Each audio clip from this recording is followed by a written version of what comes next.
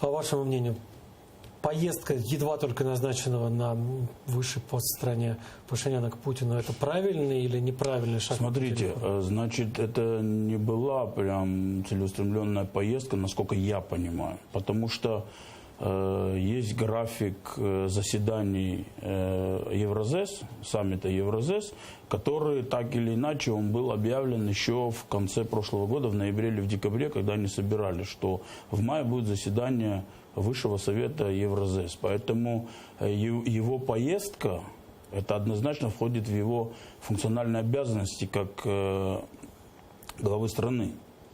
И если бы он отказался, вот тут бы возникли бы вопросы. А почему отказываться? Ну, хотя бы потому, что в программных документах партии Пашиняна говорится о том, что решение о присоединении к Евразес было ошибочным и вредит экономике страны. Но если вы следили за всеми этими событиями, то он не раз объявлял о том, что внешний вектор, по крайней мере в первое время, он менять не собирается. И он прекрасно понимает, что в экономику Армении вливаются очень большие российские капиталы. И он же не дурак, чтобы сейчас страну ставить под ударом. И я думаю, что та же молодая команда, которая рядом с ним шла, она мониторит все эти вопросы. И ему дали правильный совет. Господин премьер-министр, надо вести правильную политику. И я думаю, что он сделал правильный ход. Кстати, а вот в ходе